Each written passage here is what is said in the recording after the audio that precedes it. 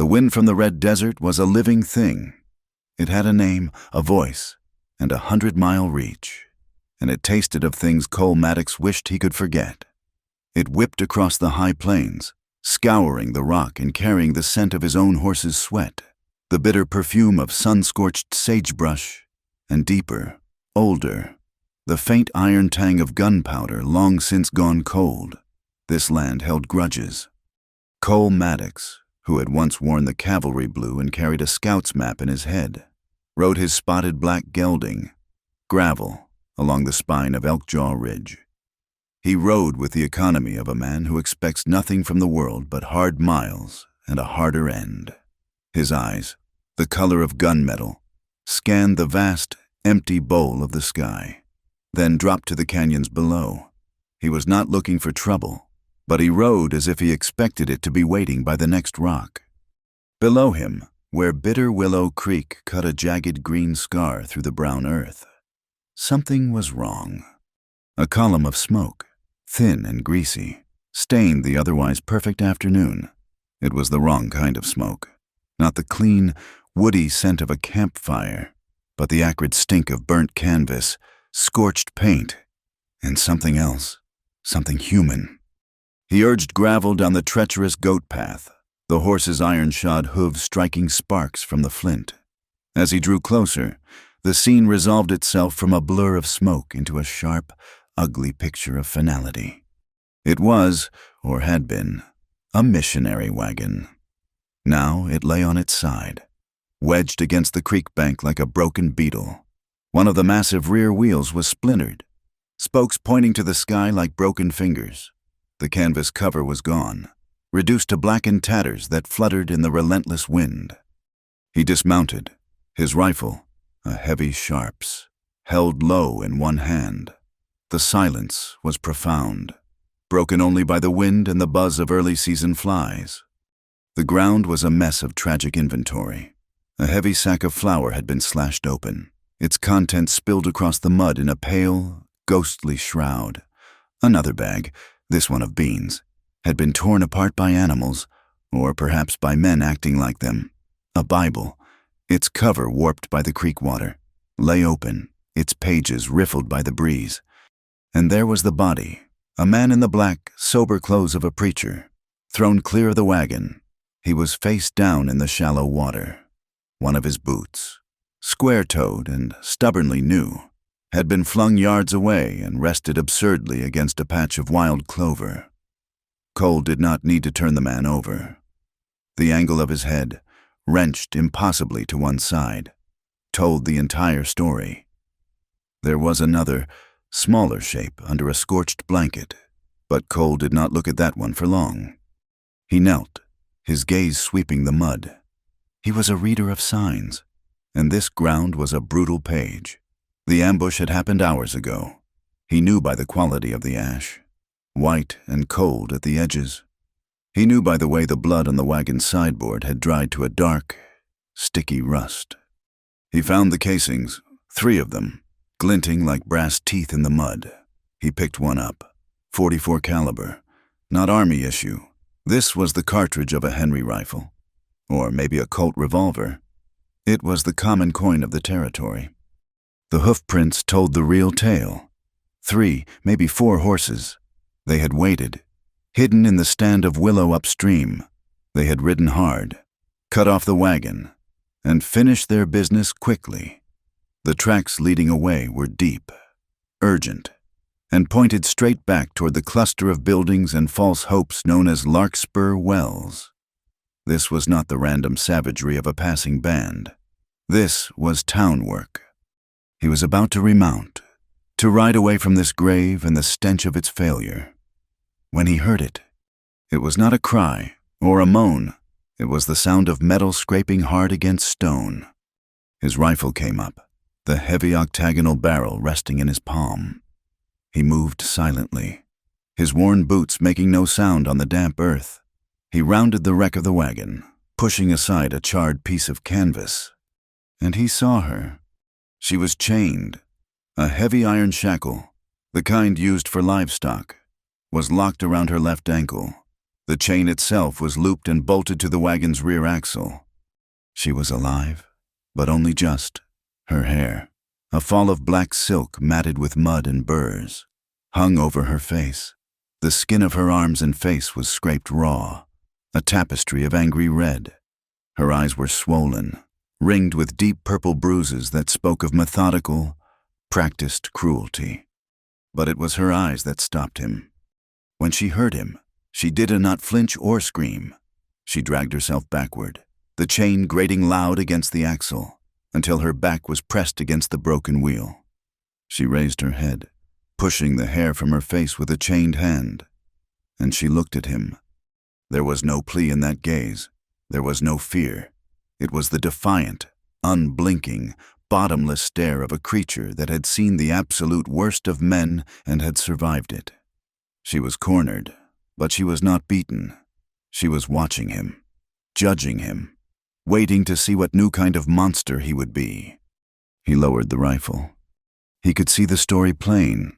The high cheekbones and the copper tone of her skin spoke of the Ute. The shape of her eyes and the fine line of her mouth hinted at a Mexican bloodline. Ayanna Snow, the missionaries had likely called her, or some other name that tried to wash the wildness from her. The bruises told the rest.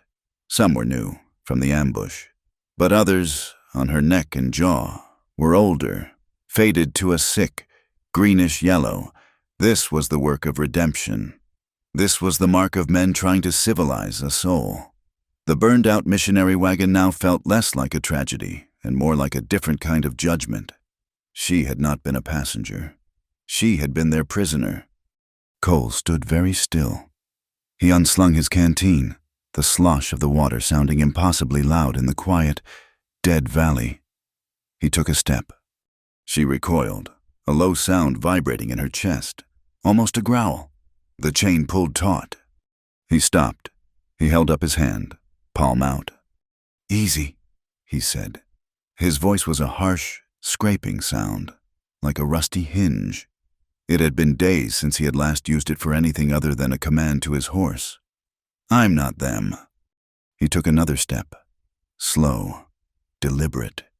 He knelt, placing the canteen on the ground, well out of her reach but close enough to see. Water. She watched his hands, not his face. He moved with a slowness that felt painful. Unhooking the file from his saddlepack, he showed it to her, holding it flat on his palm. "The chain," he said. He moved toward her ankle. She pressed herself so hard against the wheel that her knuckles turned white, but she did not strike out. He knelt in the mud beside her. He could smell the fear coming off her now, a sharp, metallic odor beneath the dirt and dried blood. He did not look at her face. He focused on the iron shackle. He set the file against the thickest part of the link and began to draw it back and forth. The sound was terrible, a high, grating shriek that seemed to cut right through the nerves. Ki-reek, ki-reek. It was the only sound in the world. He worked with a steady, relentless rhythm. He did not rush, and he did not slow. The metal was thick, it was slow, agonizing work. His knuckles were raw. She did not make a sound. She just watched, her breathing shallow and fast. After what felt like an hour, the metal grew thin. He put his boot against the axle for leverage, gave a hard, sharp twist, and the link snapped. The heavy chain fell away, clattering into the mud. A shower of hot, black iron dust covered his hands. He stayed kneeling for a moment, breathing hard. He looked up at her. Her ankle was raw and bleeding where the iron had rubbed it raw. Dusk was falling. The sharp, clear light of the high desert was turning a deep, bruised purple. The air was growing teeth. The cold was coming fast, and with it, the night hunters. The wolves would be drawn by the smell of the dead. He stood up and backed away, giving her space. He deliberately turned and walked a few paces toward his horse, showing her his back, proving he was not an immediate threat. He gestured with his head toward the ridge. "You can't stay here," he said, his voice still a rasp. "They might come back, or worse." She did not move. She was rubbing her freed ankle, her eyes darting from him. to the dark woods, to the bodies in the creek. She was weighing one unknown terror against another. He waited. He would not force her. He would not grab her or throw her over his saddle. He had broken the chain on her ankle. He would not put one on her will. The choice had to be hers. The wind howled down from the ridge, a long, mournful cry. Gravel shifted, blowing out a nervous breath. It was a minute that lasted as long as a high-country winter. He watched the last light fade from the canyon rim. Then, so slightly he almost missed it, she gave a single, sharp nod. It was not surrender. It was not trust. It was an agreement, a compact struck in a valley of the dead. He was the better chance. Cole Maddox nodded once in return. He turned and walked to his horse, not looking back. He did not need to. He could hear her footsteps behind him, uneven and pained, but following. Cole's homestead was not a place you found by accident. It was a place you earned, hidden deep in a fold of the mountains called Cold Lantern Hollow. The name came from the way the mist hung low in the pines, even at noon, catching the sun in a way that looked like a dozen banked fires. To get there, they rode for hours, climbing from the creek bed, through a narrow deer trace, and up into the high, thin air. The hollow was a natural fortress, a bowl of grassy land protected on three sides by sheer granite cliffs. There was only one way in or out. His cabin sat in the center of it. It was not a home. It was a structure built for endurance. It was a single, large room of hand-hewn pine, chinked with mud and straw against the wind. The roof was sod, thick and heavy. A small, sturdy corral, built from lodgepole pines, stood 50 yards away, next to a lean-to for gravel. There was one door, thick and oak, with a heavy iron latch, and one window, a small square opening with a solid wooden shutter that could be barred from within.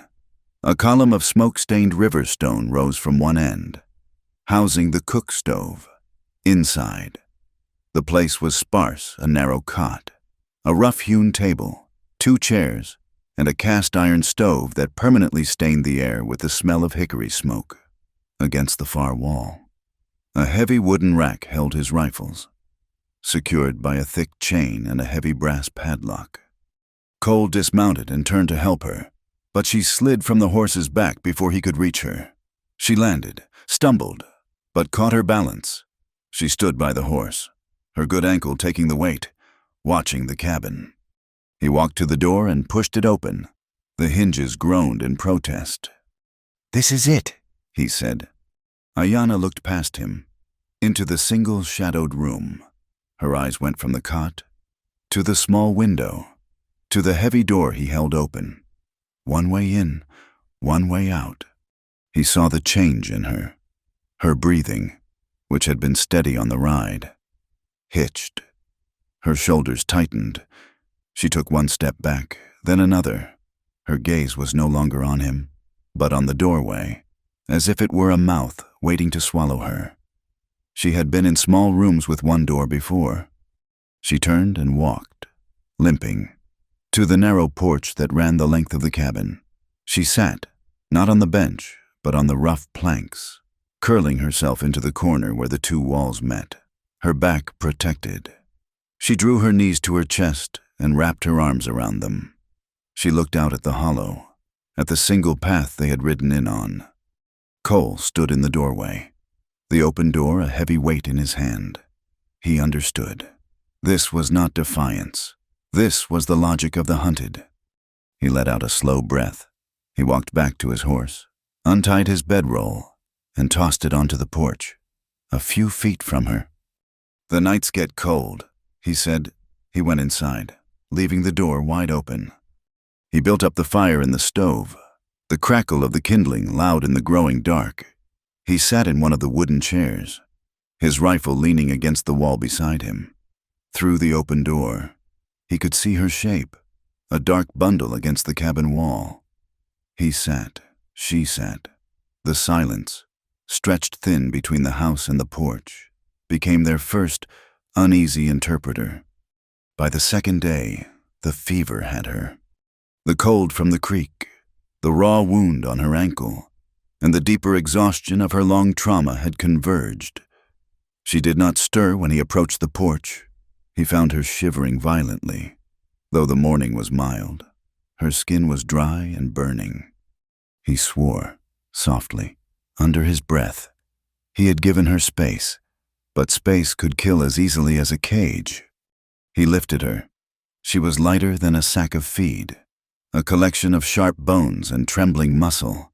She made no sound as he carried her inside, but her eyes, wide and unfocused, fixed on the ceiling.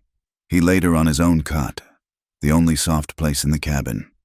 For 3 days, the world shrank to the size of that room. The fever was a fire, and she was the fuel. She thrashed, her hands fighting off invisible restraints, her legs kicking at the heavy wool blanket. Cole worked with a clumsy, relentless focus. He boiled water, adding a handful of cornmeal to make a thin, watery gruel. He'd lift her head, trying to get a spoonful past her cracked lips. Most of it ran down her chin, but some went in.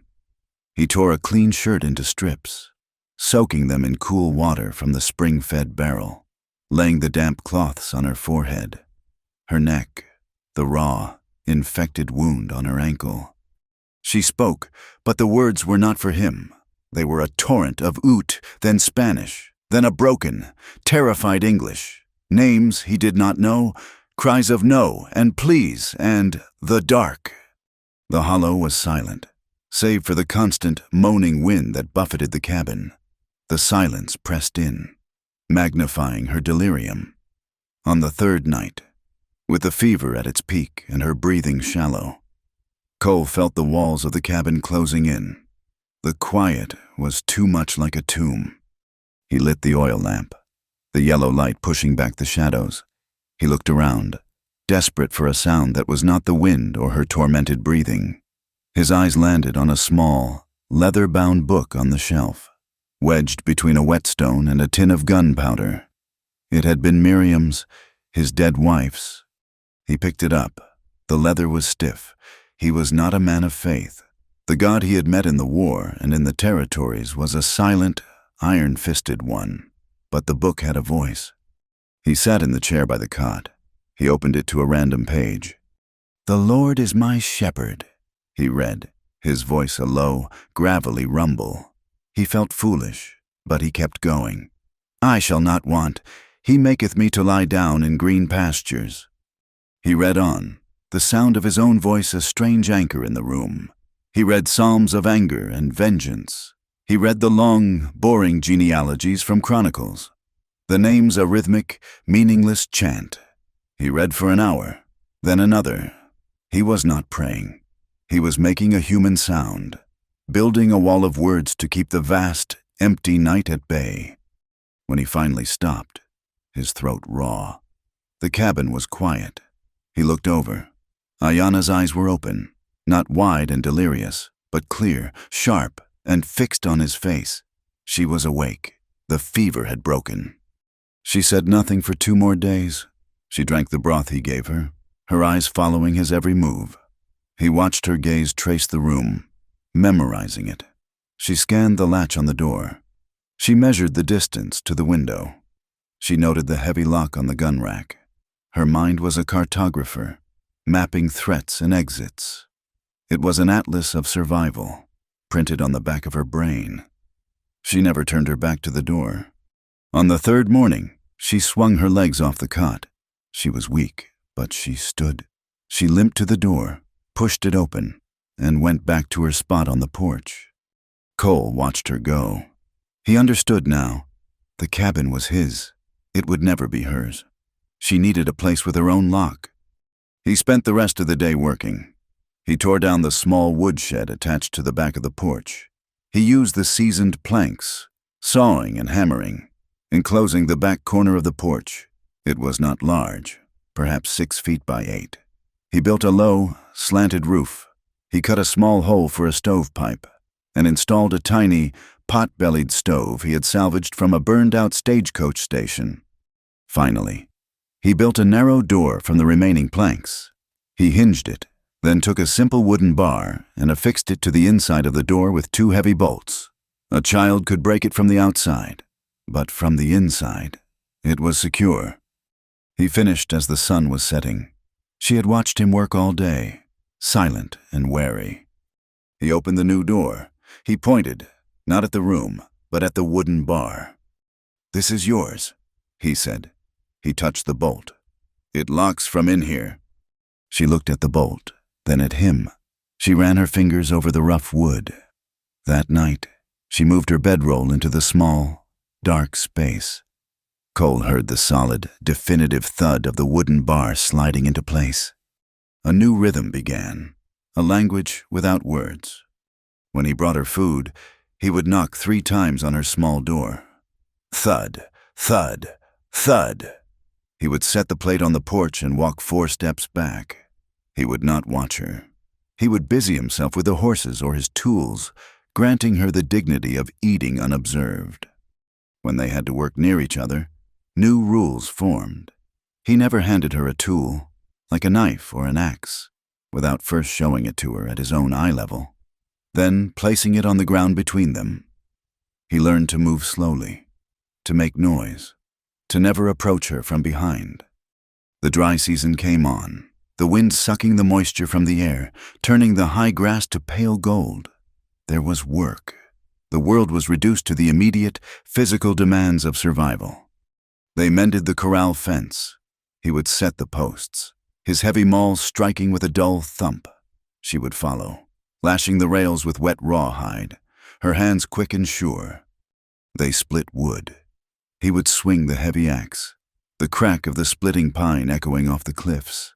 She would gather the split pieces, stacking them in neat, interlocking rows against the cabin wall. They ground corn. He had a heavy stone mortar and pestle. They would sit on the porch, taking turns. The rhythmic thunk, thunk, thunk of the stone, a kind of heartbeat for the homestead. The sound of stone on steel as they sharpened knives. The whisper of the wind through the pines. The heavy, exhausted breath after a full swing of an axe. In this shared labor, the silence began to change. It was no longer the brittle, terrified quiet of the first few days. It was not the silence of the hunter and the hunted. It became a shared space. It was the quiet of collaboration, of 2 people working toward a common goal to see the next sunrise. The cabin ceased to be a symbol of her past prison. It was just the place where Cole slept. Her small wind room, with its simple inside bolt, was her fortress. The hollow itself, once a strange new cage, became a sanctuary. The silence was no longer an absence of words, but a presence. It was a truce. It was the sound of 2 broken, wounded things, beginning, very slowly, to heal. The dust storm hit just after sundown. It was not a wind, it was an erasure. The world beyond the cabin vanished, replaced by a screaming, suffocating wall of grit. The air turned reddish-brown, and the sound was a high, thin wail that clawed at the chinking in the pine logs. Ayana's lean-to, with its loose-planked walls, was untenable. Cole had watched her brace the door against the first gusts before the air became too thick to see. An hour later, his own heavy door was forced open. She did not knock. She simply appeared. A ghost coated in fine red dust, her hair and clothes stiff with it. She was carrying her bedroll. She said nothing, but he understood. He nodded toward the stove. "The lean-to won't hold." She nodded back, dropped her roll near the hearth, and sat on the floor, her back to the wall. The cabin, which had felt sparse, now felt dangerously small. The wind howled, rattling the shutter on the single window. Cole fed logs into the fire, the only light in the room, which cast their 2 shadows, large and distorted, against the walls. They sat in the loaded silence for hours. The storm was a 3rd person in the room, shouting down any possibility of speech. Around midnight, the wind noise changed, deepening to a roar. Cole got up from his chair to add another log to the fire. He squatted by the stove, the light flickering across his face. He pushed up the sleeve of his flannel shirt to get a better grip on the wood, and the firelight caught his wrist. Ayana, who had been watching the flames, went still, her eyes fixed on his arm. It was not a knife cut or a bullet wound. It was a pale, smooth, puckered line that circled his wrist like a bracelet. It was the polished scar of a rope burn, long healed but never fading. She uncurled from her position. He tensed, tracking her movement, but she did not stop. She moved across the few feet of floor separating them and knelt beside him. He did not pull away, but his entire body went rigid. She reached out, her fingers, calloused from the axe and the corn grinder, tracing the white line. Her touch was not gentle or questioning. It was clinical, light as dust, the touch of someone identifying a familiar mark. She looked from the scar to his eyes, her own gaze flat and dark in the firelight. "Did your heart?" she asked, her voice low, a near whisper that cut straight through the storm's roar. "Ever stop?" Cole recoiled.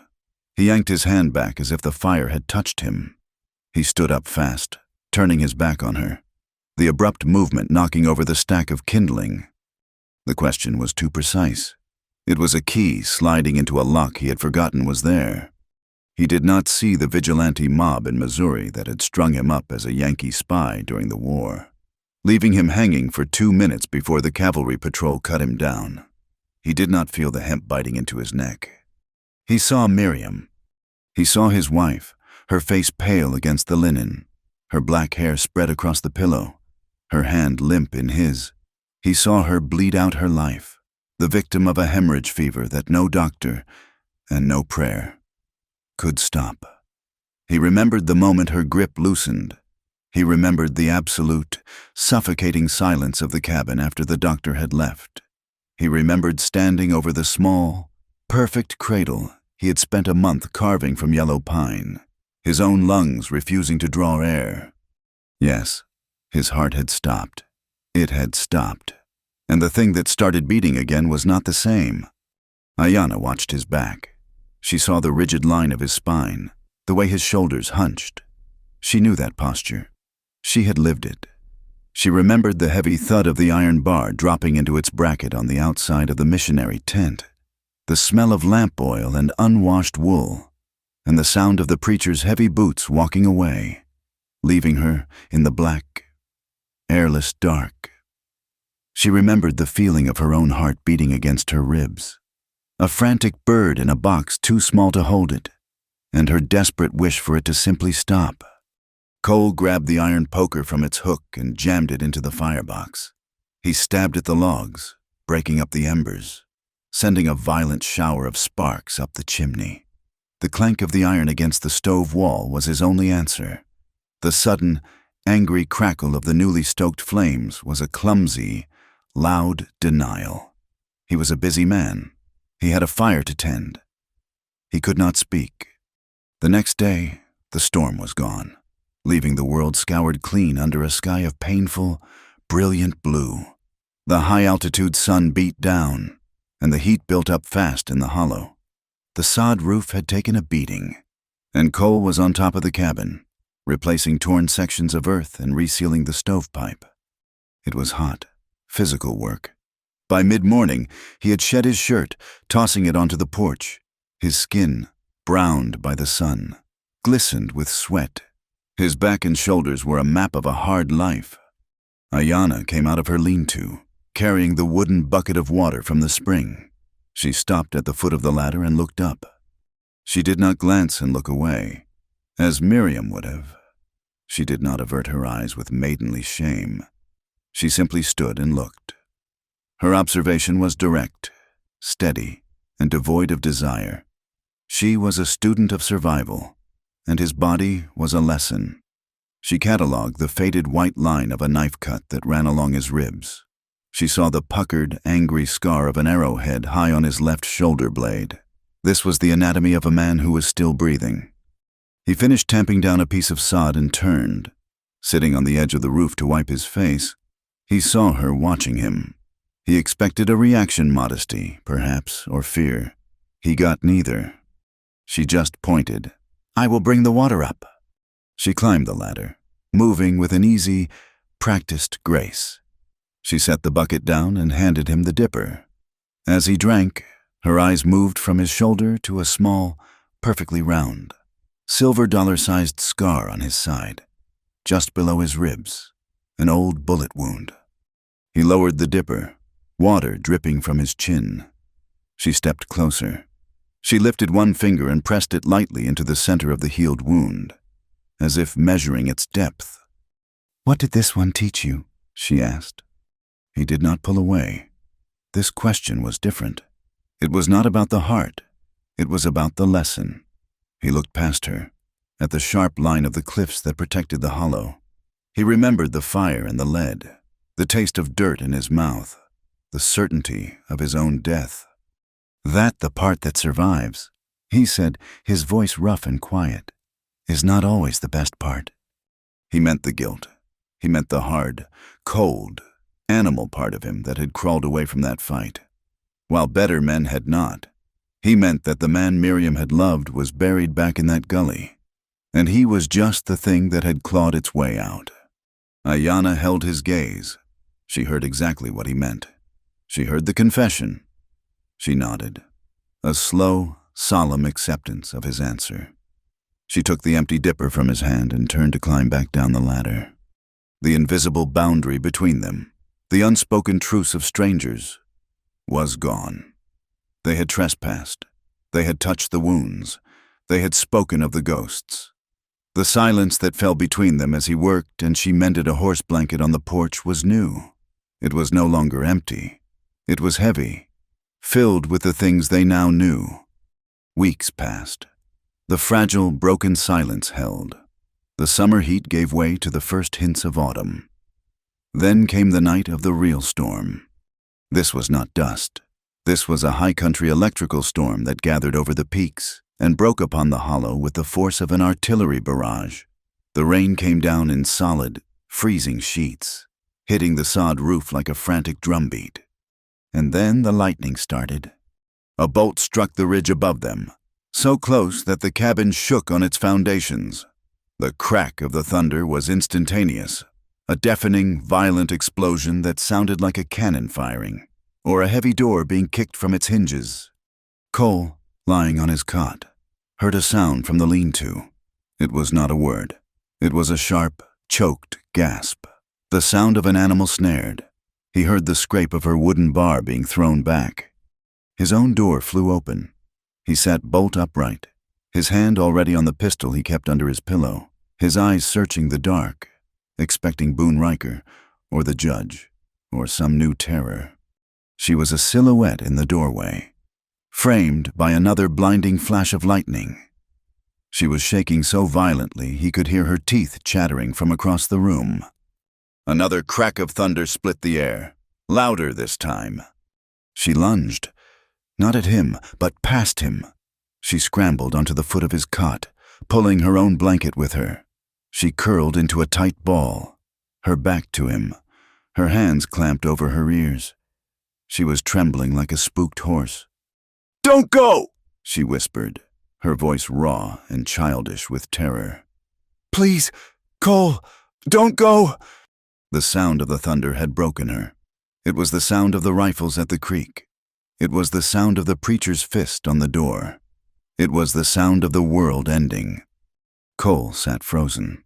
All his walls, all his rules, all his solitary defenses were useless. He did not know what to do.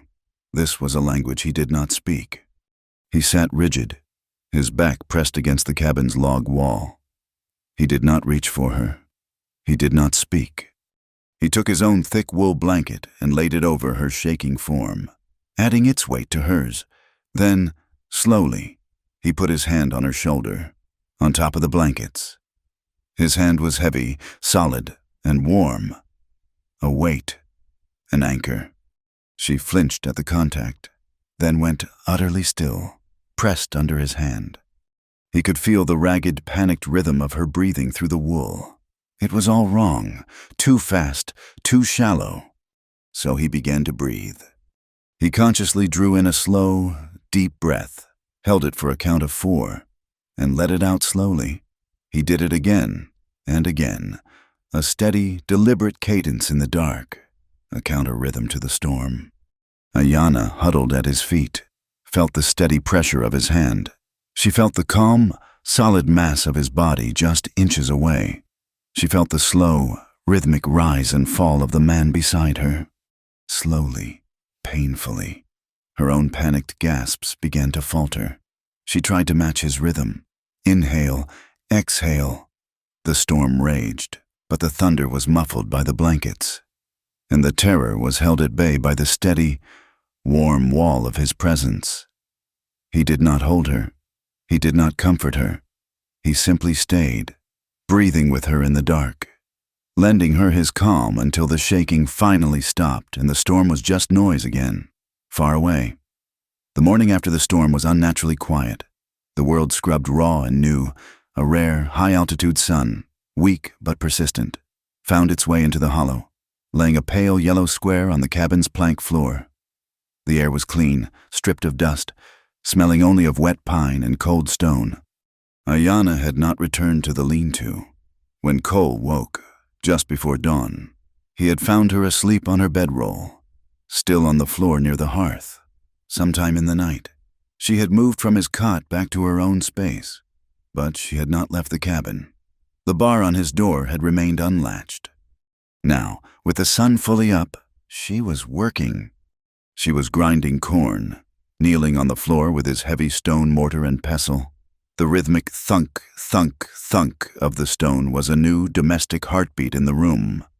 She was wearing one of his old flannel shirts.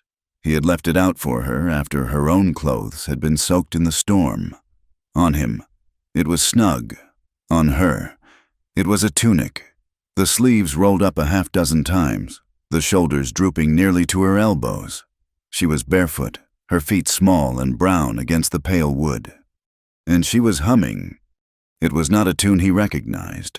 It was a low, liquid sound, a Ute melody that moved like water over stones, rising and falling in a way that felt as old as the mountains themselves. Cole stood in the open doorway, his hand on the frame. He had been on his way to check on gravel, but the sound, the sight, had frozen him. His cabin had been a place of grim function for 3 years. It was a place to store food, to clean his guns, to be out of the wind. It was a place defined by its silence, by the heavy solitary presence of his own guilt. Now, in the space of a single morning, it was transformed. The sound of her humming, the dusty, sweet smell of the ground corn, the sight of her, small and focused. In his shirt, it was all an unbearable, unexpected warmth. For the first time since Miriam, the cabin did not feel like a shelter. It felt like a home. He realized, with a sudden, sharp jolt, that the house was filled with a kind of laughter, even though no one was making a sound. He moved, his boots scraping softly on the threshold. The humming stopped. She went still, her hand frozen on the stone pestle, but she did not flinch or look up. He crossed the room in 3 strides. He stood over her, his shadow falling across her work. A single strand of her long black hair had escaped its braid and was stuck to her cheek with a fine powder of cornmeal. He acted without thinking. It was the first gesture he had ever made toward her that was not born of necessity, not a wound to be dressed or a tool to be passed or a plate to be set down. He reached out, his fingers rough and scarred, and gently, so gently, he tucked the stray hair back behind her ear.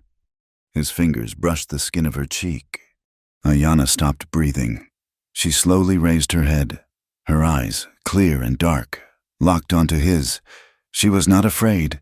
She was just watching, waiting. She looked at his hand, still near her face. She looked at the cot where he had held her through the storm. She looked at the door, now standing open to the new, clean day. Then her gaze returned to his. "If this is how white people make a family," she asked, her voice quiet, almost academic, "can I learn?" The question stunned him. It was so direct, so practical. so devoid of the coyness or romance he would have expected. She was not asking for love. She was asking for a lesson. She had seen shared work, shared fear, shared silence, and now this gentle, unasked-for touch. She was trying to assemble the pieces into a word she only barely understood. Family. He could not speak. He had no answer for her. His own family was a ghost, a carved and empty cradle. So he answered her in the only way he could. He did not lunge. He did not grab her. He was terrified of being one more man who simply took. He knelt in front of her, so they were eye to eye. He brought his hand to her face, his thumb resting lightly on her jawline. He was not holding her. He was offering. And he asked, not with his voice, but with his eyes, "May I?" She read the question. He watched her pupils widen. Just slightly. He saw the consideration. He saw the memory of the storm, of his hand on her shoulder, of his steady breathing. And he saw her make a choice. She gave a single, slow, deliberate nod. He leaned in. He kissed her. It was not the kiss of a man starved for affection. It was the hesitant, clumsy, unpracticed touch of a man exploring a forgotten country. His lips, chapped and dry, pressed against hers. It was just warmth, just pressure. He stopped, pulling back an inch, his eyes still closed. He was giving her a chance to retreat. She did not move. She did not pull away. She did not even breathe. She simply waited. He touched her again. This time, his lips softened, moved slightly, learning the shape of her. It was slow. It was a question, and a pause, and another question. He was finding his way in a darkness he had known once, but had long since abandoned. Then, the language of their hands took over, finishing the sentence their lips had started. Cole moved his other hand, laying it flat on her shoulder, the one that was bare beneath the oversized shirt. The wool was rough, his palm was rougher. His hand was heavy. It was a question of weight. "Is this all right?" Ayanna lifted her own hand. It was small, covered in corn dust. She did not push him away. She laid her hand directly on top of his, covering his knuckles with her own. She stopped his touch, claimed it, and then, slowly, she guided his hand, sliding it from her shoulder, down his own arm, and pulled it around her back. She pressed his palm flat against her spine. It was the clearest, loudest yes he had ever heard. He kissed her again, and this time, there was no hesitation. This time, she answered. Her lips, soft and hesitant, moved under his. He brought his other arm around her, and he pulled her to him. He felt the sharp, fragile bones of her back, the surprising strength in her as she held on to him. It was not a rush. It was a slow, deliberate lowering. He shifted, guiding them from their kneeling position, to the side, onto the large, worn deerskin rug that lay before the cold stove. He broke the kiss, resting his forehead against hers. They were breathing the same air now. It was warm, and it tasted of corn and dust and something new. "Ayanna," he whispered. It was the first time he had said her name aloud. She did not answer, but her eyes opened, inches from his. He watched her as he began to kiss her face. He kissed the corner of her eye, tasting the salt. He kissed the high cheekbone, the place where the bruise had finally faded. He kissed the line of her jaw. He was not a lover. He was a cartographer, mapping her skin, learning the lines of her survival. He was using his lips to erase every bad touch, every blow, every moment of terror she had ever known. It was a language of patience, of respect. He touched her as if she were made of spun glass, and at the same time, as if she were the only solid thing in the world. He felt her hands move from his back, sliding up to his shoulders, her fingers gripping the fabric of his shirt. The air grew thick and warm. Their breathing deepened, finding a new, shared rhythm. He shifted, his body covering hers, his weight supported on his elbows. "Here," he breathed, his lips against her throat. "You are here." "Here," she whispered back, her hands moving into his hair, holding him. He gathered the edge of the heavy wool blanket from his own cot, the one she had used in the storm, and pulled it over them, cocooning them in the darkness and the warmth, until the pale square of sunlight on the floor was the only thing that was outside of them. The world was reduced to the sound of their hearts, the rustle of the wool, and the long, slow, shared sigh of two broken things finding a way to be whole. Later, in the deep quiet of the afternoon, the silence returned, but it was different. It was not the silence of absence, or the silence of truce. It was the silence of completion. Cole lay on his back. Ayanna curled against his side, her head on his shoulder, the heavy blanket still covering them. He found himself staring at the sod roof, a slow, unfamiliar smile spreading across his face. It felt strange, like working a muscle he had forgotten he possessed. The guilt was still there, a dull ache in his chest, but it was no longer alone. It had made room. He looked down at her. Her face, in the dim light, was peaceful. Her lips were slightly swollen, her breathing deep and even. She was completely, profoundly asleep, and he saw that her right hand, which lay on his chest, was open, her palm relaxed. The small, sharp knife she always kept tucked in the waistband of her skirt lay on the floor, 2 feet away, where it had fallen from her bedroll. She was sleeping, and for the first in the long, terrible time he had known her, she was not holding a weapon. The hollow was a world unto itself, but it could not make salt, it could not make gunpowder, and it could not make the soft flannel cloth that Cole now found himself staring at Ayanna wearing. The old shirt of his was clean, but it was threadbare, stiff with a dozen washings. She deserved something of her own, something soft. The pantry was low. The salt was a fine dust at the bottom of the sack. His box of 45-70 cartridges for the sharps was down to its last half-dozen rounds. He had put it off for weeks, living in the quiet, suspended peace they had built. But the outside world, with its needs and its poisons, could no longer be ignored. He told her at dawn, as he saddled Gravel, "I'm riding down to Larkspur Wells. We need supplies." He did not say, "Stay hidden, bar the door, watch the ridge." He did not need to. Her eyes, which had grown soft in the quiet of the hollow, went sharp and old again. She simply nodded, her hand instinctively touching the small knife at her waist. "I will watch," she said. The ride down from Cold Lantern Hollow was like descending from a clean, high cloud into a swamp. The air grew thicker, dustier. By the time he saw the false fronts of Larkspur Wells shimmering in the heat, the muscles in his jaw were tight. He tied Gravel to the hitching post outside Silas Brayer's mercantile. His movements slow and deliberate. He could feel the town watching him. It was not an overt act. It was the way the saloon doors across the street stopped swinging. It was the face of a woman in the millinery shop, who paused, her hand frozen, a gaudy plumed hat in her grasp. It was the way 2 men, whittling on the boardwalk, let their knives go still. The street was not silent, but its rhythm had changed. The news of the burned missionary wagon and the vanished Ute woman had come to town long before he had. Cole kept his eyes forward. He stepped up onto the boardwalk and pushed open the mercantile door.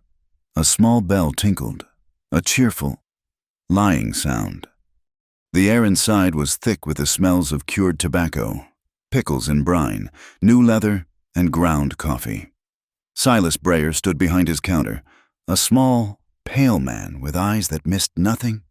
"Maddox," Brayer said, his voice flat. He was polishing a pair of spectacles. "Been a while." "Silas." Cole walked to the counter and set down his list.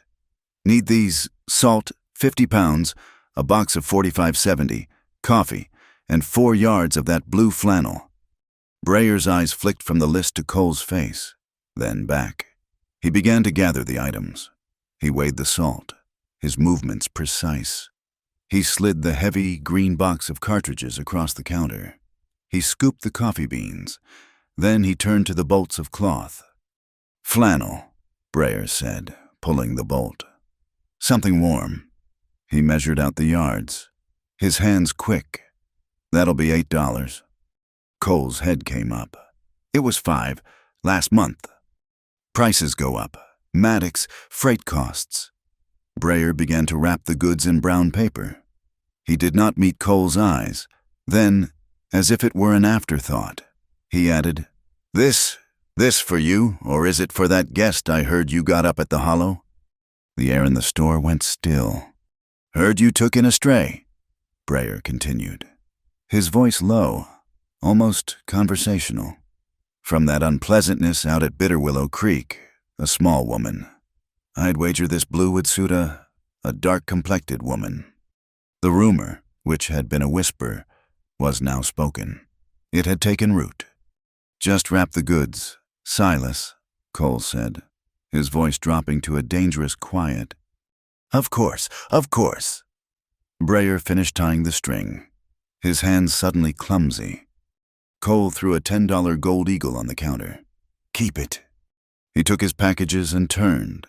He just wanted the clean air of the Hollow. He pushed open the door and stepped out onto the boardwalk, and the world shrank to 3 men. They were from the Rocking R, a spread to the south known for hard men and thin cattle. Boone Riker, the foreman, was a man as wide as a door, with a face like a slab of raw meat. With him were Lem Tolliver and Pate Crow, 2 shadows that lived off Boone's mean confidence. They were blocking his path. "Well now, Maddox?" Boone Riker drawled, spitting a stream of tobacco juice into the dust. "Just missing Cole's boot. Stocking up.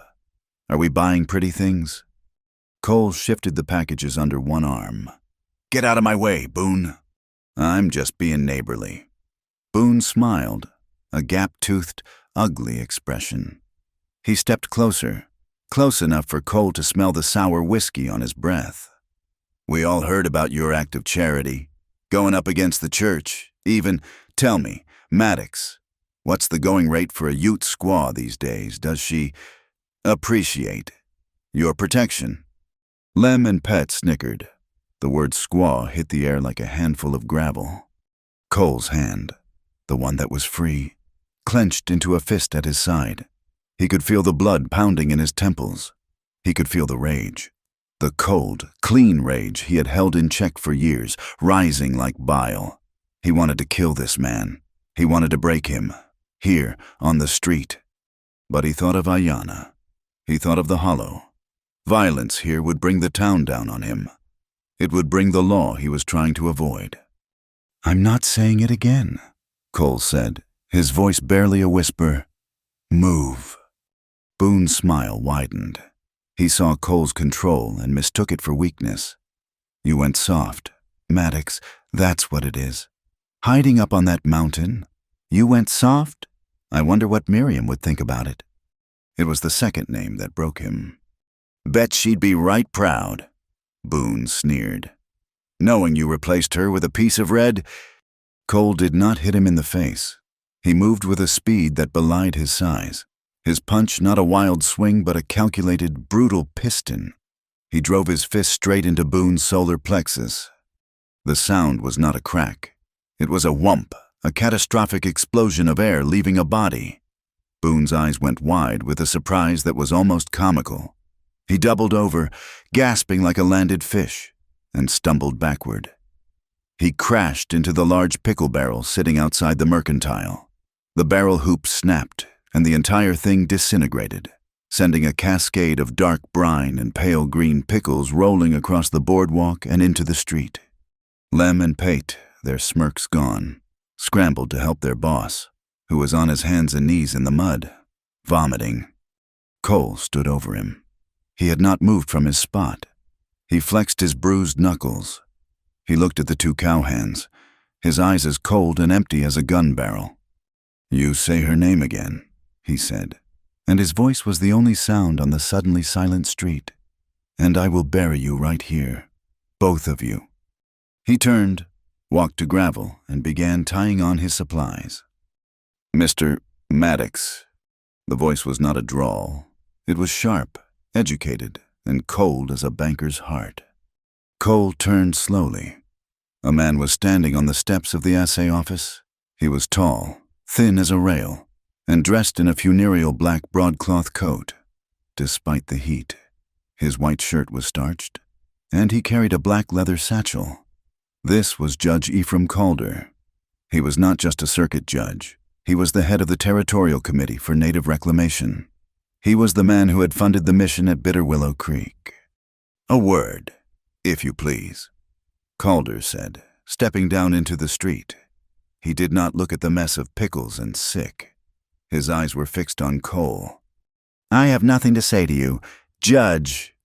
"Oh, I think you do," Calder said, his voice smooth and oiled. "It has come to my official attention, Mr. Maddox, that you are in possession of property belonging to the church, a ward, to be precise." "She's not property," Cole said, his hand resting on Gravel's flank. "The law says otherwise," Calder said, tapping his satchel. "I have the papers. The ecclesiastical writ of protection for one Ayanna Snow, a Ute half-breed, redeemed from savagery and placed under the spiritual guidance of the late Reverend Miller. You, sir, are her wrongful keeper. You are, in effect, in violation of territorial law, not to mention God's." She was chained to his wagon. Calder's thin lips tightened. "Discipline, Mr. Maddox, not chains. You mistake the tools of salvation for the tools of bondage. But do not fear. I intend to correct your error." He took a step closer, his eyes like two black chips of ice. "I will be coming up to your hollow, Mr. Maddox. I will be bringing the word of God, and I will be bringing the arm of the law. We will retrieve that lost lamb from your care. You can be assured of that." The judge turned, his black coat cutting a sharp line in the sun, and walked away. Cole finished tying his last knot, his hands shaking with a rage that was far colder and deeper than what Boone Riker had caused. This was a threat he could not punch. "Cole." He looked up. Sheriff Patrick Donnelly was standing in the alleyway between the saloon and the gunsmith, his hat in his hands. Donnelly was a decent man, worn thin by a job that was too big for him. "You need to listen to me," Donnelly said, his voice barely audible. He looked around to make sure Calder was gone. "I saw the whole thing. I'm not arresting you for Boone. He had it coming." "That's not what you're here to say." "No," Donnelly sighed, rubbing the back of his neck. "It's Calder. He's not bluffing. He's been in my office all morning, waving that damn paper from the territorial court. On paper, Cole. On paper. She's not a person. She's a ward. She's the property of that mission. He starts gathering a posse, citing that writ. I got no legal standing to stop them. He's got the law on his side. The paper law. Anyway, and I can't hold him." Cole stared at him. "So you're just going to let him—" "I'm telling you," Donnelly said, his eyes pleading, "that I can't officially stop him. I'm telling you he's gathering men. I'm telling you, as one man to another, that he means it. And I'm telling you I can't be there when he does." Donnelly looked down at his boots, then back up. "Get her out of there! Cole, run! It's the only way!" The ride back up to the hollow was the longest of Cole's life. The bag of salt felt like a bag of stones. The flannel was a blue accusation. The sanctuary had been breached. The paper law, the poison of the town, was climbing the mountain, and he was riding ahead of it. Run or stand, run, and lose the only place that had felt like home since Miriam. Run and become a hunted man, dragging Ayanna back into the terror she had just escaped. Stand and fight a war against the law itself, a war he could not win. He found her by the spring, washing the cornmeal dust from her hands. She saw his face as he dismounted. She dried her hands on her skirt and waited. He did not soften the words. He told her everything. The stairs, Brayer, Boone, the judge, the black coat and the paper. He called you property, Cole said, his voice raw. He said I'm a wrongful keeper. He's coming here, Ayanna. He's bringing men, and he's bringing the law. He let the ugly words hang in the clean, cold air. He looked at the cabin, the solid-built structure, the small lean-to with her bolted door. He looked at her. The sheriff said we should run, he said, the words tasting like ash. He said it's the only way. Ayanna listened, her face unreadable. When he finished, she said nothing for a long time. She just looked at the cabin, her home, the first she had ever known. She looked at the porch where they had worked, the roof they had mended, the door that had stood open. Then she walked past him, her feet bare on the cool earth. She went to the cabin and stood in the doorway. She placed her right hand flat against the heavy, rough-hewn pine of the door frame. She felt the solid wood under her palm. She felt the strength of the house he had built, the fortress they had shared, the place she had learned to breathe. She looked at the wood, then at him. "No," she said. Her voice was not loud, but it was as solid as the mountain itself. "This is our place." Her words settled in the air between them, heavy and final as stone. "This is our place." Cole looked at her, at the hand pressed against the doorframe, and the last, faint hope of a simple solution died. He had lived by the gun, by the hard rules of the cavalry and the empty logic of survival. But she had just given him something he had not had in years, a reason. Donnelly was right. Running was the only smart move, but standing was the only one that was left. His entire demeanor shifted. The brief, warm season of the homesteader, the lover, was over. The man who stepped back from the door was Cole Maddox, the scout. His eyes went flat and cold. His mind a sudden, sharp map of angles, trajectories, and vulnerabilities. "No," he said, his voice a low rasp. "Not here, not in the cabin." Ayanna looked at him, confused. He pointed to the single door, then to the one small, shuttered window. "This is a box. It's a coffin made of pine. They'll come up the trail, put one man on the window, one on the door, and set the roof on fire. We'd have a choice, burn alive or run out into their guns. It's a trap. Ayanna, it's the first place they'll look, and the last place we can fight." He turned and walked out onto the porch, his eyes scanning the hollow, not as a home, but as a battlefield. His gaze fixed on the high, rocky spine that formed the eastern wall of the hollow, a jagged line of granite and stunted pines, needleback spur. "There," he said, pointing. "The spur. It sees everything. It sees the trail. It sees the north slope, and it sees the cabin. They can't get above us, and they can't get behind us. They want this hollow. They have to come at us, uphill, over open ground. That's where we'll be." The decision made, the rest was pure, cold work. The next 2 days were a blur of silent, frantic labor. He did not fortify the cabin, he stripped it. First, he moved the supplies.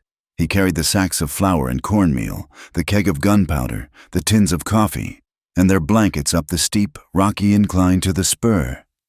He found the place he wanted, a natural V in the rock, a deep cleft that was invisible from below. Sheltered from the wind, it was a sniper's nest, built by the earth itself. He took his shovel. He did not build a wall, which would be an obvious target. He dug. He deepened the floor of the cleft, using the displaced rocks and earth to build a low parapet that blended perfectly with the existing granite. It was barely 2 feet high, just enough to shoot over from a prone position. Then he prepared his field of fire. He took his skinning knife, not his axe, and moved halfway down the slope. He spent 3 hours in the dense, thorny scrub, crawling on his belly. He did not clear a path. He carefully, painstakingly pruned. He trimmed 2 narrow, invisible lanes through the brush, no wider than his arm. One lane gave him a perfect, unobstructed view of the main trail, right at the point where it entered the hollow. The second lane was angled north, covering the high, grassy slope that led toward the broken land. The back door. Finally, he set his alarm. He took a spool of thin fishing line, a pale, strong strand made of horsehair. He uncoiled it, running it just 6 inches off the ground across the main trail.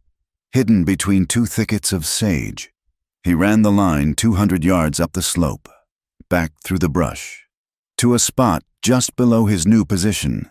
There, he tied it to a small, tarnished brass bell, the kind that hung from a Mexican saddle. He muffled the clapper with a single, small twist of cloth. It would not ring, but it would thud.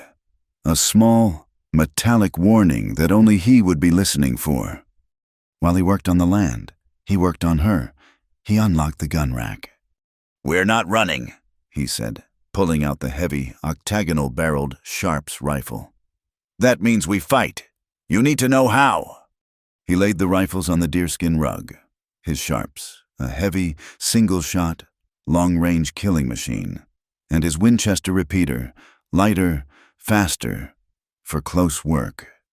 "This one," he said, patting the Sharps, "is mine. It's too heavy for you, and the kick will break your shoulder, but I'll need you to load for me." He took one of the huge, paper-patched 50 caliber cartridges from the green box. "This is the bullet." He worked the breech block, the click-clack of the heavy, oiled metal echoing in the small room. He showed her how to drop the round in, how to close the block, how to cock the heavy hammer. She learned, her hands quick and sure. She did it again and again. Open block, insert round, close block. Her fingers were nimble, but he saw her wince at the cold, heavy weight of the cartridges. "Now, this one," he said, handing her the Winchester. "This is yours." She took it. It was still heavy, but she could manage it. He showed her the loading gate, how to feed the 7 cartridges into the magazine. He worked the lever, the shuck-shuck of the action, a brutal, efficient sound. "You don't aim," he said, pushing the barrel up. "You point. You put the front sight on the middle of their chest, and you squeeze the trigger. Don't jerk it. Count in your head. 1, 2, 3, squeeze." He made her practice, dry firing at a knot in the far wall until her arms ached. He made her work the lever, ejecting and chambering imaginary rounds, until the movement was as natural as grinding corn. On the last night, as she was cleaning the repeater for the 3rd time, her hands dark with gun oil, she paused. She reached to her wrist. For as long as he had known her, she had worn a simple, tarnished silver bracelet, a thin, hammered band that was clearly of Ute make. Now she took it off. She found his whetstone and the file he had used to cut her chain. She sat by the fire, and with a strength he did not know she possessed. She began to file at the silver, cutting it. She worked for an hour, her face set in concentration, until the single band was 3 thin strands of metal. She took the strands and began to braid them, tightly, expertly. When she was finished, she had a small, 6-inch braid of dull, gleaming silver. She turned to the Sharps rifle, which lay against the wall. She took her braid and, with a small piece of rawhide, she wove it into the leather wrapping on the rifle's stock, tying it off with a knot that would not slip. It was a talisman. She was binding her spirit to his, and both of them to the gun. Cole watched, his throat thick. They established their signals. They were simple, the clear, sharp language of a coming fight. "If you see them," he said, his voice low, "1 shot, into the air. I don't care where I am or what I'm doing. I will be in that nest in 2 minutes." He held up 2 fingers. 2 shots, fast, means they're too close. It means they've seen you, or they're in the hollow. You fire 2, you don't wait. You run for the pines. You circle back to the high rocks, to the nest. "And 3?" she asked, her voice a whisper. 3, he said, and his face was grim. 3 shots means it's over. It means we've lost. You run. You don't look back. You head east for the high passes. You run until you can't run anymore. That night, the final night before the storm of men, they did not sleep in their separate beds. The cabin was cold, the stove unlit, the blankets already on the mountain. They sat on the floor, their backs against the cold stone of the hearth, a single wool blanket shared across their shoulders. There was nothing left to say about the plan. It was set. The waiting was the only enemy left. Ayanna had a small piece of slate he had given her, and a nub of chalk. She had been practicing the letters he had taught her. She slowly, carefully, drew the 4 letters that had come to mean the hollow, the cabin, his presence. H-O-M-E. She touched the chalk letters, her finger tracing the shape of the H. Cole put his hand over hers. Her skin was cold. He covered her fingers, his hand large and warm, and they just sat, his hand over hers, on top of the word they had built, waiting for the dawn. The morning came, cold and terribly clear. The air was so thin it felt sharp in the lungs. Cole went to the water barrel by the door, the tin dipper in his hand. He scraped the bottom. It was empty, save for a thin, muddy film. The horses and their own needs had drained it. He and Ayanna looked at each other. The spring was 100 yards from the cabin, down in a hollow of willows. It was exposed. It was a fatal, stupid, necessary errand. "I have to," he said. "I will watch," she said. He grabbed the 2 largest wooden buckets. "1 shot," he reminded her. "1 shot," she confirmed. She took her position. She did not stay in the cabin. She went out onto the porch, where she could see the whole valley. She took his spyglass, a small, brass and leather scope, and sat on the steps, the Winchester resting in her lap. She wore the new gray flannel dress he had bought her in town. Cole walked toward the spring, his movements measured, his rifle in his hand. He hated this. He hated being exposed, his back to the trail. On the porch, Ayanna put the spyglass to her eye. The sun, just clearing the spur, was a brilliant, blinding white. It was like a knife in her eye, making the shadows on the western slope deep and black. She scanned the main trail. Nothing. The brass bell was silent. The path was empty. She scanned the trees, the rocks. Nothing. The hollow was still, holding its breath. She relaxed, just for a second, and in that second, a flicker of movement caught her eye. It was in the wrong place. It was not on the trail. It was high, on the north slope. The back door he had warned her about. They were riding through the broken land, avoiding the path, avoiding his trap. Her blood went cold. She fumbled with the spyglass, trying to focus it.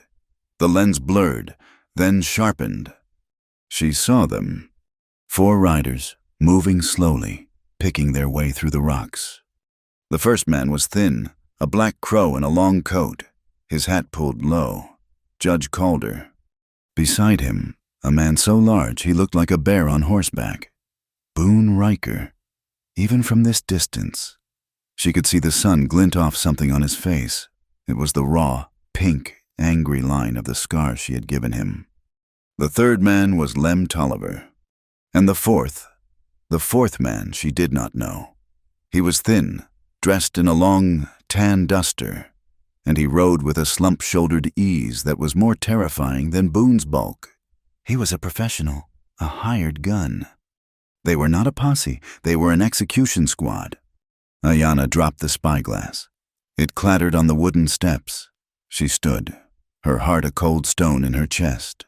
She raised the Winchester, pointed it at the brilliant, empty blue sky, and pulled the trigger. The boom of the single shot cracked open the morning, echoing, flat and ugly, across the hollow. Cole heard it. He dropped the buckets, the water splashing at his feet, and sprinted, low and fast, for the spur. Ayanna turned and ran. She did as he had said. She ran for the tree line, for the heavy stand of pines that would cover her retreat to the high rocks, to the nest. She was fast, but she had forgotten one thing. In the morning chill, she had put on the dress he had bought her. It was not the color of earth, or bark, or shadow. It was gray, and it moved against the dark green of the pines like a flag. A shout, thin and clear, carried across the hollow from the north slope. They had seen her. The shout from the north slope galvanized them. The four men spurred their horses, crashing through the scrub oak and shale, not toward the cabin, but directly at the flash of gray flannel disappearing into the pines. Ayanna ran, the new dress catching on thorns, the air burning in her lungs. She was fast, but the ground was uneven, and the men were on horseback. She heard the thunder of their pursuit, the crack of branches, the harsh, ugly shouts. They were cutting her off. The hired gun, the man in the tan duster, split from the group, his horse moving with a fluid, predatory grace, flanking her to the right, cutting off her path to the high rocks. Boone and Lem crashed straight toward her, while Calder, the man of paper, hung back. An observer. She reached the edge of the pines and plunged in, but it was too late. Boone Riker, spurring his horse brutally, burst through the tree line just ahead of her. He did not dismount. He leaned from the saddle and simply grabbed her, his massive, gloved hand closing on her upper arm like an iron trap. He hauled her bodily from her feet, the impact knocking the air from her. She dangled for a moment, kicking, before he threw her to the ground. She landed hard, the impact rattling her teeth. "Got you, you little witch," he snarled, swinging down from his horse. His face, in the dappled light, was a mask of triumphant hatred, the white scar on his cheek stark and angry. Lem Tolliver was right behind him, his lariat already in his hand. A cattleman's instinct. He threw the loop, but it was clumsy, snagging on a branch. "Hold her! Boone!" he yelled, trying to free his rope. Boone laughed, a low, ugly sound. He advanced on Ayanna, who was scrambling backward on the pine needle floor. "Now," he breathed, "for what you did to my face." He reached for her. But Ayanna was not the girl from Bitter Willow Creek. She was not a victim. She was a survivor. She had been expecting this. As she fell, her hand had gone not to her waist, but to the small, razor-sharp carving knife she had been using that morning and had slipped into her pocket. She did not cower. She did not scream. She uncoiled from the ground like a snake. Boone was reaching, his hand open, his victory assured. He never saw the blade. Ayanna lunged upward. Inside his reach, she put all of her weight, all of her rage, all of her terror into a single, slashing arc. The blade was small, but it was new, and it was sharp as a razor. It struck Boone's face, not his scarred cheek, but the other, cutting a deep, obscene diagonal line from the corner of his eye down to his jawline. It was not a scratch. It was a canyon. For a half-second, there was no sound. Boone just stood there, his hand still outstretched, his eyes wide with a profound, uncomprehending shock. Then the blood came. It was not a trickle. It was a dark red sheet that filled his eye and poured into his open, screaming mouth. His scream was not human. It was a high, thin, animal shriek of agony and outrage. He stumbled back, both hands clawing at his ruined face, his gun forgotten. "My eyes!" he shrieked, blood pumping between his fingers. "She blinded me!" The hired gun, who had just dismounted, his rifle in his hand, stopped. Lem froze, his rope half coiled. Cole heard the single shot. He was already moving. He had dropped the buckets at the spring and was running, not for the trail, but for the sheer granite face of the spur. He was a scout. He knew the handholds. He was a shadow, a blur of motion against the rock. His fingers, raw and bleeding, found purchase in cracks no wider than a coin. He did not feel the pain. He heard Boone scream. It was not a sound of victory. It was a sound of death or terrible wounding. It put fire in his veins. He reached the nest, his lungs heaving. He threw himself into the V of rock, his hands grabbing the sharps. The silver talisman Ayanna had tied to the stock was cold against his cheek as he settled the heavy rifle. He saw the scene in an instant, a frozen tableau 1,000 yards below. Ayanna, on her feet, the small knife red in her hand. Boone, a screaming, bloody mess on the ground. Lem, his rope trailing, his mouth open, and the hired gun, the real threat, stepping clear of the trees, his own rifle coming up, taking a calm, professional aim at Ayanna. Cole did not think. He breathed. He laid the front sight of the sharps directly on the center of the tan duster. He squeezed the trigger. The boom of the Big 50 rifle was a physical blow, a judgment from the mountain itself.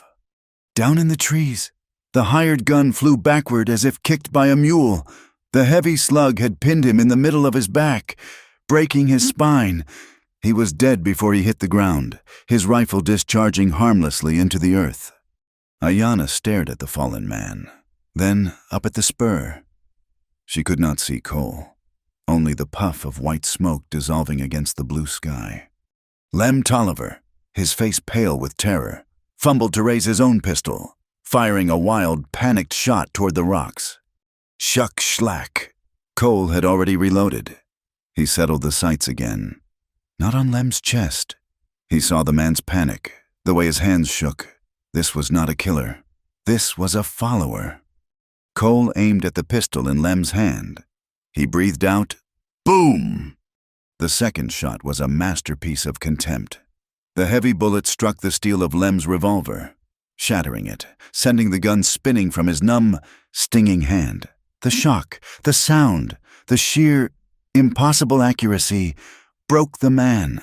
Lem Tolliver dropped to his knees, his hands held high, wheezing with fear. He was done. Now, there was only Calder. The judge, his face ashen, stood by his horse.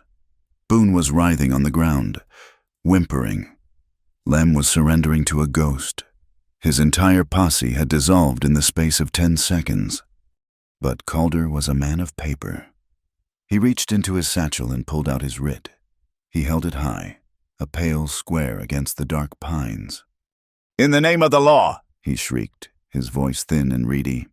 "I have a writ you are in violation of." Cole's voice rolled down from the mountain, deep and cold. "Calder." The judge froze. "Leave now." "I will not," Calder screamed, emboldened by his own paper. "This is a legal action. I am an officer of the court. I am—" Boom! The third shot was the most terrifying of all. Calder was holding the paper in his outstretched hand. The bullet, fired from 1,000 yards, hit the exact center of the writ. The paper exploded, vanishing from his grasp in a cloud of white confetti. Calder stared, uncomprehending, at his empty, tingling hand. He was unharmed. "That was your last warning." Cole's voice echoed. "One more step, and the ground answers for me." Calder stood, shaking. His authority, his law, his entire world, reduced to fluttering scraps of paper. "Hold your fire." The new voice was loud, sharp, and official. From the main trail, 3 riders galloped into the hollow, their horses churning up the grass. Sheriff Patrick Donnelly, flanked by 2 grim-faced men from town, their deputy badges gleaming. Donnelly reined in, his horse dancing. He had heard the single shot, then the 3 rifle booms, and had come expecting a war. He found a strange, sudden peace. His eyes took in the scene, the dead man in the tan duster, Lem Tolliver on his knees, his hands in the air, Boone Riker rocking back and forth, holding his bloody, ruined face, and Judge Calder standing alone, his hand empty. Donnelly dismounted. He looked at the ground. He saw the coiled lariat. He saw Ayanna's small, bloody knife. He saw the scraps of paper. This was not a legal seizure. This was a lynch mob that had lost. "Judge," Donnelly said, his voice flat and hard. "Sheriff, thank God," Calder sputtered, trying to regain his composure. "This man," he pointed at the spur, "has murdered my my associate, this savage, he pointed at Ayanna, has assaulted Mr. Riker, I demand. Quiet. Donnelly's voice cut him off. He turned his head, not to Calder, but to Ayanna. She was standing straight, the torn gray dress covered in dirt. Her hands were empty, her knife on the ground. She was breathing hard, but her eyes were clear. She stepped out of the shadow of the pines, into the sunlight. She spoke, and her voice did not carry the power of Cole's rifle, but it carried the weight of the mountain itself. It was clear. It did not tremble, and it was aimed at Sheriff Donnelly. I am a free woman, she said. I am not a gospel trinket. She paused, and then she delivered the blow that was more final than any bullet. I choose to stay here, with my husband. The word husband echoed in the hollow. It was a claim. It was a fact. It was a law older than any of Calder's papers. Donnelly held her gaze for a long second. He saw the truth. He turned to Calder. Judge Ephraim Calder, Donnelly said, his voice ringing with a newfound, ironclad authority. He unhooked the set of handcuffs from his belt. You're under arrest, for kidnapping, for inciting an armed riot, and for disturbing the peace of this territory. What? Calder shrieked, his face turning purple. This is an outrage! You cannot arrest me! I am the law! No, Donnelly said, grabbing the judge's wrist and snapping the first cuff on. You're just a man with a gun. And you lost. He gestured to Boone. Get him on his horse, he told one of his deputies. If he lives, I'll charge him later. For now, I want him out of this hollow. He looked at Lem, who was still on his knees. You, too, get. The deputies, their faces grim, hauled the whimpering Boone to his feet and tied a bandage around his head. Lem scrambled for his horse. Donnelly cinched the second cuff on Calder, pulling his arms tight behind his back. The sharp, final click, click, click of the iron ratchet was the loudest sound in the hollow. It was the sound of a door closing, the sound of a lock, finally, decisively, turning. The long, quiet peace of the summer broke with the weather. An early autumn low-pressure system rolled in from the north, a mass of bruised, purple-black clouds that swallowed the peaks and choked the hollow in a cold, damp mist. The wind, which had been a friend, now turned, moaning through the pines, carrying the first chill of a high-country winter. It felt like a warning. On the second day of the new, cold weather, the rider appeared. He was a stranger, a thin man on a tired-looking mule, wearing a government-issue poncho, a mail rider, pushed far off his normal route. He did not ride in with confidence, but picked his way up the trail, his head swiveling, his hand never far from the pistol on his hip. He was a man who had heard the stories of Cold Lantern Hollow. Cole met him on the porch, his own hand resting on his holstered Colt. Ayanna stood in the doorway, a shadow in the dim light. Cole Maddox, the rider asked, his voice nervous. He would not dismount. I am. The rider pulled a long oilskin packet from his saddlebag.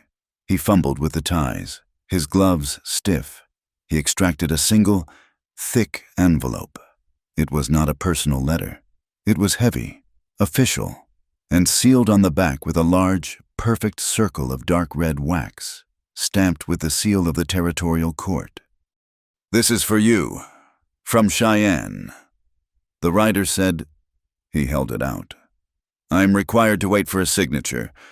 Cole took the envelope. He signed the man's ledger, and the rider, visibly relieved, wheeled his mule around and spurred it back down the trail, eager to be gone. Cole stood on the porch, the heavy envelope in his hand. The wind whipped at his hair. Ayanna came to stand beside him. She did not look at the writing. Her eyes were fixed on the seal. In the gray, stormy light, the red wax looked wet. It looked, she thought, exactly like a single, perfect drop of arterial blood. He tore it open, breaking the seal. He pulled out the single, folded sheet of paper. It was covered in dense, legal script. At the top, in stark black letters, were 2 words, "Final Letter." He began to read. His eyes scanned the preamble, the legal citations, the references to statutes, and then he reached the judgment. It was Calder. Even from his jail cell, the judge's reach was long. His associates, his church, his arm of the law, had not forgotten. The document, a ruling from a sympathetic territorial magistrate, was a masterpiece of cold, righteous cruelty. It spoke of the ongoing spiritual peril of the unbaptized child.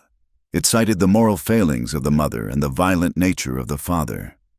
It declared Ayanna an unfit guardian due to her savage heritage and heathen refusal of Christian salvation. And then, the final paragraph. It demanded, by the authority of the court, the temporary and immediate seizure of the child, to be placed in the protective Christian care of the very mission board that Calder had run. If they refused to surrender the child, the homestead at Cold Lantern Hollow, its buildings and its land, would be forfeit and seized by the territory as payment for their contempt. Cole's breathing stopped. He read the final line again, the words blurring. "And to surrender the child immediately upon birth." His hand began to shake.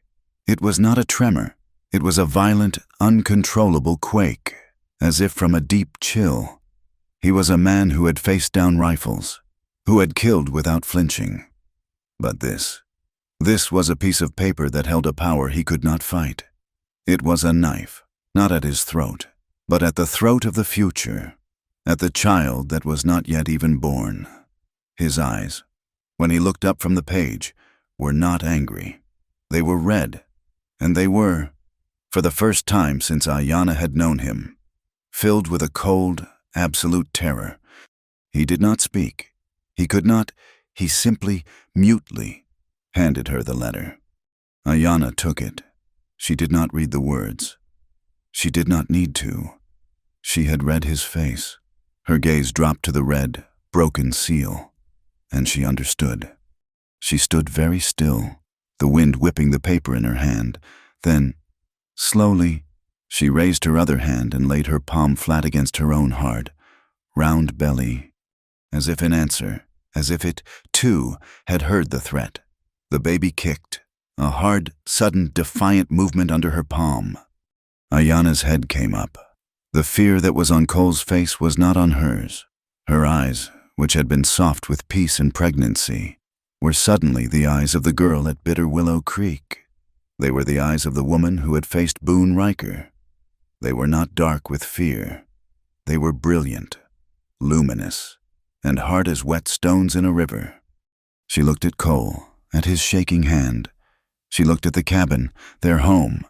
She looked at the cradle, visible through the open door. And she spoke. Her voice was not a whisper. It was not a cry. It was low, perfectly calm, and each word was as clear and as final as a hammer striking a nail. "I would rather die," she said, "than let them take our child." She did not say it to him. She said it to the mountain, to the storm, to the God that Calder claimed to own. She tore the letter in half, then in half again, and let the wind take the pieces, scattering the white scraps into the mist. The terror in Cole's eyes vanished.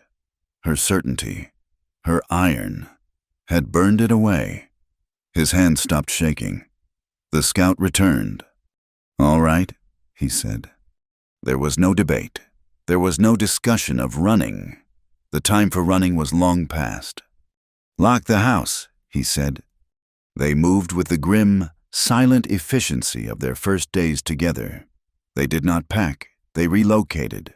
They took the sacks of flour, the last of the salted meat, the box of cartridges, the water skins, and the blankets. They left the furniture. They left the life they had built. And then Cole went to the corner. He bent down and carefully, his hands impossibly gentle. He lifted the cradle, the carved fawn and the meadowlark. He carried it in his arms as they climbed the high, rocky path to Needleback Spur. the wind and the first cold drops of rain lashing at their faces. They moved past the decoy alarm bell. They moved up to the sniper's nest, the V-shaped cleft in the rock that had been their fortress. They placed the cradle in the deepest, most sheltered part of the cleft, on a bed of dry pine biff. They turned the battlefield into a nursery. They turned their fortress into their final courtroom. The law of paper was dead. Only the law of the earth remained. That night, as the rain began to fall in earnest, a visitor came. A single, cloaked rider, his horse moving almost silently on the wet trail. It was Sheriff Donnelly. He did not come to the nest. He left a small, weighted bag on the porch of the dark, locked, empty cabin. Cole, watching from the spur, saw him come and go. He waited an hour, then slipped down the mountain like a ghost. Inside the bag were 2 boxes of cartridges, one for the Sharps, one for the Winchester, and a single, folded, rain-spotted note. Cole read it in the dark, the words memorized as he felt them. Calder's men bribed the magistrate. They have a new writ. They are not coming with it. They are coming tomorrow night. A posse. They call it, it is not a posse. No papers this time. Cole, just darkness and a rope. Cole crushed the note in his fist. He had his answer. This was not about the law. This had never been about the law. It was about revenge. It was a lynching. He returned to the nest. Ayanna was asleep in their blanket roll, her hand resting on the cradle's empty frame. He sat beside her, the Sharps across his lap, and began to clean the rifle, the oiled rag moving with a steady, rhythmic, deadly calm. The rain came down in a deluge, a solid gray curtain that erased the world. The thunder began, a low, percussive rolling that built into sharp, cracking explosions. It was the drumbeat of the coming war. Cole worked through the night, using the storm as his cover. He was a shadow in the rain. He took 3 of their oil lanterns and moved down the mountain, but not to the main trail. He went to a false trail, a game path that ended in a sheer cliff face. He hung the lanterns there, low in the trees, their yellow light a tiny, welcoming beacon in the storm, a false hope, a false home. Then he took 2 of his old, torn flannel shirts. He stuffed them with straw from the corral and tied them to crossed sticks. He propped these 2 crude, man-shaped figures in the open, on the slope below his nest, where they would be the first thing a man saw when he climbed. He spent the last hour before dawn in the nest, his rifle loaded, his pockets heavy with cartridges. He checked the angle from his position to the decoy lanterns. He checked the angle to the straw men. Ayanna woke. She saw the new, hard lines around his eyes. She said nothing. She took the Winchester, chambered around, and sat beside him, her back against the cold stone, her hand on her belly. The rain fell, the thunder cracked, and they waited, staring into the darkness, listening for the sound of men who were coming, not with the law, but with a rope. They came in the dead of night, just as the thunder reached its violent crescendo. Cole, lying prone on the wet granite, saw them first. He had been staring into the black, driving rain for hours. His eyes adjusted to the chaos. They were not just the 4 he had expected. Calder had brought reinforcements. There were 6 of them, dark figures moving like wraiths through the storm, their shoulders hunched against the wind. He put a hand on Ayanna's arm, a silent pressure. They are here. She did not move, but her breathing stopped, then resumed, a slow, deliberate cadence. The men were moving up the false trail, drawn by the dim, traitorous glow of the lanterns he had set. They were moving toward the cliff face, toward the straw decoys. "I see them!" a voice yelled, barely audible over the wind. It was Lem Tolliver, in the open by the rocks. Another figure, tall and thin, stepped forward. "Judge Calder." He raised a pistol. "Fire!" he shrieked, his voice a thin tear in the fabric of the storm. "Fire at will, it is God's work." Calder's own pistol flashed, a pathetic small pop against the thunder. The other men opened fire, A ragged volley of shots. The bullets ripped through the straw-stuffed shirts. The decoys twitching and dancing in the rain as they were torn apart. The men cheered. A wet, ugly sound. "We've got them," Boone Riker bellowed. He charged forward, his face a raw, bandaged mask, turned toward the ruined decoys, while their attention was fixed, while their guns were aimed at ghosts. Cole adjusted his position. He was 100 yards to their flank, invisible in his high nest, the wind and rain covering his movements. He settled the heavy stock of the Sharps against his shoulder. He did not aim at Calder. He did not aim at Boone. He aimed at the rock just in front of them. He squeezed the trigger. The boom of the Sharps was not like the other guns. It was not a crack. It was a physical concussion, a blow that seemed to split the mountain. It was louder than the thunder. The .50 caliber slug hit the granite at Calder's feet. The rock exploded, sending a shower of sharp, stinging shrapnel into the legs of the men. They cried out, a chorus of pain and shock. "Wrong way." Cole's voice rolled down from the darkness, a voice that seemed to come from the storm itself. The men panicked. They stopped firing, spinning in confusion, their lanterns now illuminating only their own terrified faces. They were caught. They were exposed on an open slope, taking fire from an unseen enemy. "He's in the rocks to the left," one of the hired guns screamed, firing blindly into the darkness. But Boone Riker was not a hired gun. He was not paid to be smart. He was a creature of pure, animal rage. He had seen the muzzle flash. He knew where it had come from. The pain from his ruined face, the humiliation, the hatred, all of it coalesced into a single, murderous impulse. "He's up there," Boone roared. He dropped his rifle, pulling his heavy dragoon pistol. "I'll kill the witch. I'll kill them both." He broke from the group, a massive, charging bull, scrambling up the slick granite, running directly at the nest. He was a dead man, and Cole was already reloading, the heavy breech block sliding home. But before Cole could fire, a new voice cut through the rain. "Stop!" It was Ayanna. Boone skidded to a halt, slipping on the wet stones. Catching his balance, he was 20 yards away. She was standing.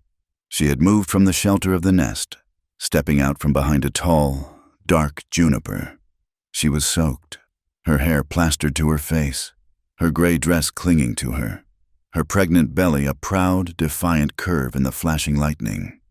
She was holding the Winchester repeater, the stock pressed to her shoulder, the barrel level, steady, and aimed directly at Boone Riker's heart.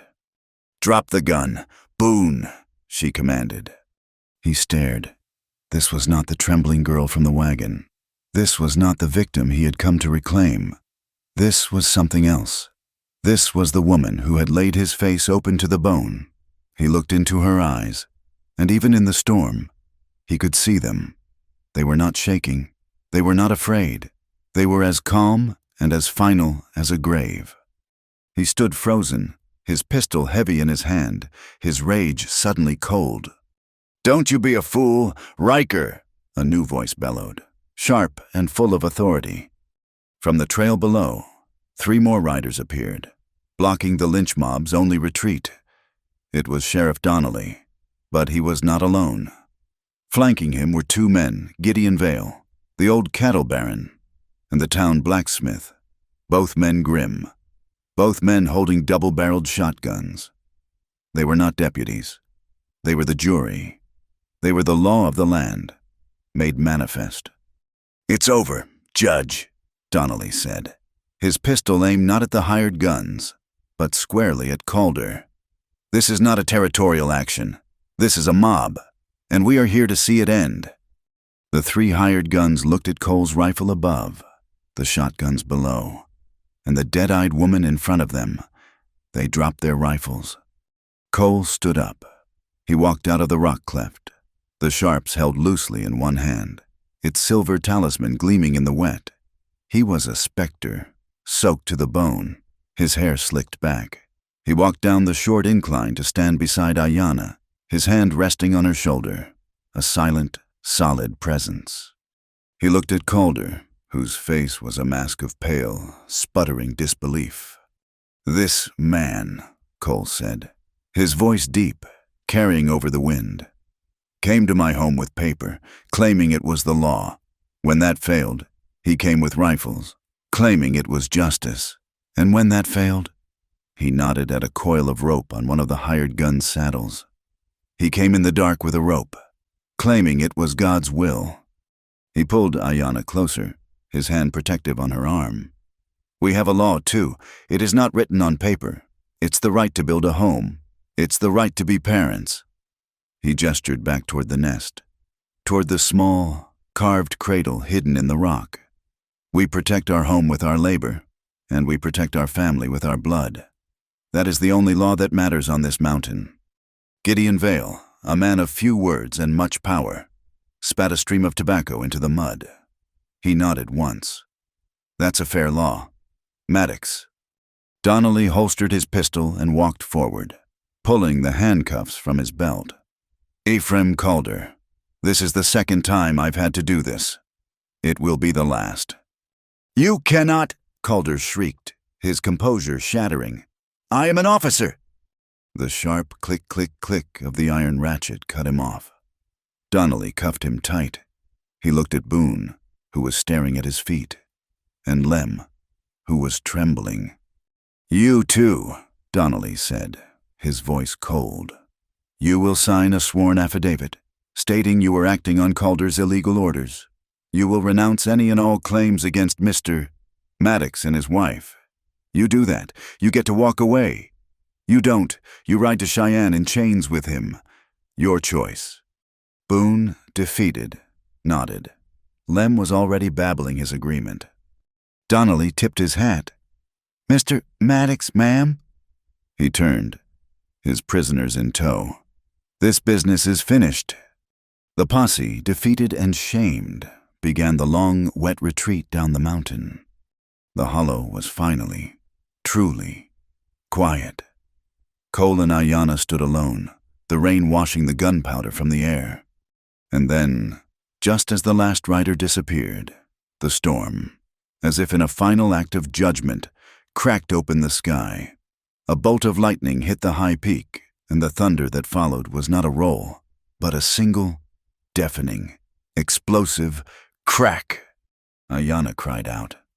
Cole spun, his rifle coming up, thinking one of them had stayed behind. But she was not looking at the trail. She was looking inward. Her hands flew to her belly, her eyes wide. She gripped his arm, her fingers biting into his muscle. "Cole!" "What is it? Are you hurt?" She shook her head, a strained smile on her lips. "The baby," she panted. "The thunder! It is time! Cole, the baby is coming! Now!" Panic, a cold, sharp, brutal fear unlike anything he had ever known, seized him. He had faced 6 men with guns. This was a force he could not fight. Now, here in the rocks, in the rain. "It is not asking," she gasped, bending over as a contraction seized her. He carried her back to the nest, to the deep, dry shelter, onto the thick pile of blankets. The storm raged around them, a furious, violent orchestra for the arrival. He was a scout. He knew how to track, how to fight, how to kill. He knew nothing of this. His hands, so steady on the sharps, were shaking. "I don't know what to do," he whispered, his voice raw with fear. Ayanna, her face beaded with sweat, reached out and gripped his hand. "You will," she said. "Breathe. Cole, just breathe with me, like in the storm." He held her hand. He remembered that night. He forced his own ragged breath to slow, to match hers. He became her anchor. It was a night that lasted an eternity. The world was reduced to the small, lantern-lit cleft of rock, the sound of the rain, her low groans, and his own voice, rough and constant. He sang. He did not know what else to do. He sang the only song he knew, the Ute lullaby she had taught him. He sang about the river and the mountain and the moon keeping watch. His voice was rough, off-key, terrible, but it was steady. He held her hand as if it were the last piece of solid ground on earth. Just as the black, violent night began to pale into a bruised, exhausted gray, it happened. A final, sharp cry from Ayanna, a sound that tore from her soul. And then, a new sound. A thin, high, furious wail. A new voice shouting its defiance at the storm, at the world. Cole, his face wet with rain and his own tears, fumbled, his hands shaking. Ayanna, it's... He lifted the child, small and perfect, into the dim light. It's a girl. He wept. Ayanna, limp with exhaustion, held out her arms. Lena, she whispered. Lena Sky. Cole cleaned their daughter with the soft, white cloth they had saved. She stopped crying, her small, perfect mouth opening. She stared up at him. Her eyes, wide and new, were not blue or brown. They were the color of the sky after a storm, a deep, clear, perfect gray. Gently, his hands, the scarred, calloused hands of a killer and a carpenter, placed his daughter into the cradle he had built. She fit perfectly, between the fawn and the meadowlark. At dawn, the storm broke. The clouds tore apart, and the clean, new-washed sunlight streamed into the hollow. Cole carried the cradle in one arm. With his other, he supported Ayanna, and they walked down the mountain. They walked back to their home. The cabin was quiet, untouched. The air smelled of wet pine. Ayanna went to the bed. Cole stood on the porch, looking at his sleeping daughter. He reached into his pocket and pulled out the torn, mud-stained scraps of the final letter. He took a hammer and a single iron nail. He walked to the heavy door frame, to the spot where Ayanna's handprint still seemed to be. He smoothed the worthless, defeated paper against the wood, and with one hard blow, he nailed it to the house, a dead thing, a trophy.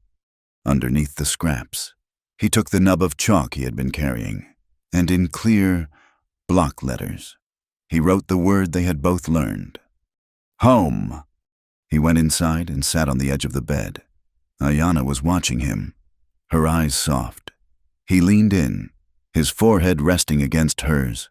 He kissed her, a long, soft, gentle kiss that tasted of rain, and gunpowder, and relief, and a life he had never thought he would have. He kissed her lips, and then he kissed the top of his daughter's head. They sat there, the three of them, in the quiet morning, listening to the wind singing through the bitter willows down by the creek.